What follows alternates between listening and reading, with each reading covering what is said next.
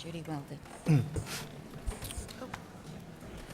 Mr. Chair and members, let me present to you SB 47. This is a rather straightforward, a rather simple bill. Currently, the state of California has a ban on assault rifles, assault weapons, and unfortunately, because of a loophole in that particular bill, we have found that there are, in fact, weapons that are out there that skirts that particular ban. And so what this bill will do is to basically close that particular loophole. And the way in which this bill will do that is to just simply clarify that if firearm has a detachable magazine and any of the prohibited feature, that the firearm in question is in fact an assault weapon. And with that, urge an aye vote. Thank you, Senator. Sir, next witness, please, 2 minutes. Mr. Chairman and members, Sam Paredes representing Gun Owners of California, and we've got all kinds of problems with this bill.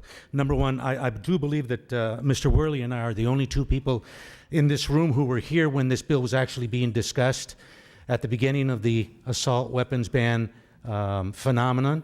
And the discussion included absolutely, this is not a loophole, as has been pointed out by the author and many people who support their bill.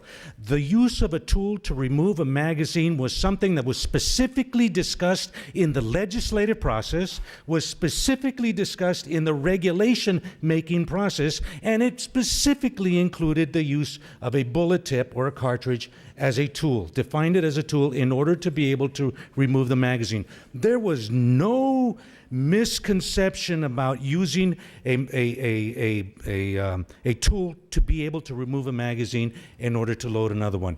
There is no loophole here. That was a part of the discussion, and I think it's important that we keep honestly to what the discussion was that drove this bill in the first place. Number two, these guns are not used in the commission of a crime in California. The reports put out by the Department of Justice that are mandated by the state legislature show that these guns are not, bullet button guns are not used in commissions of a crime.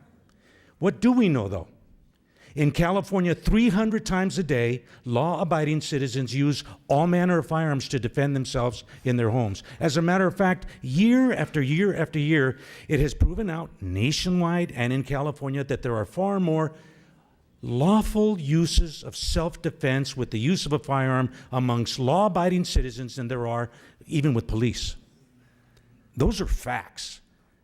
And that's what we need to be talking about. This bill will only take away firearms from people who have completely abided by the law and are not a part of any criminal element in the state of California. For that and a whole bunch of other reasons, we are in strong opposition. Thank you. Thank you very much, sir. Mr. Chair, and with all due respect to the opposition, let me just tell you exactly what happened. The reality is that there is a ban on assault weapons. Part of it had to do with the fact that there were these weapons could easily, you can remove easily a magazine, thereby having a tremendous firepower within these particular weapons. And so the opposition is correct.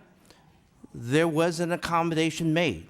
The accommodation was that if you use a tool in order to remove that magazine, then it would in fact be legal.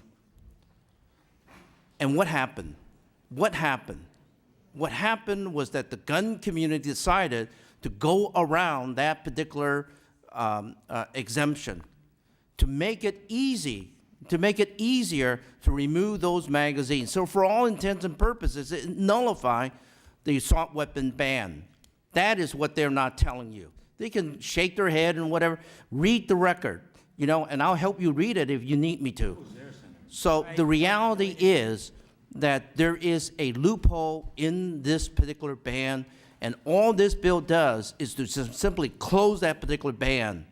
If you want to abide by the law, then you ought to abide by the law. Now, if you want to violate the law, go ahead and violate the law. But this bill is about being a law-making society. Respect the law, and that's what this bill does. Urge and I vote.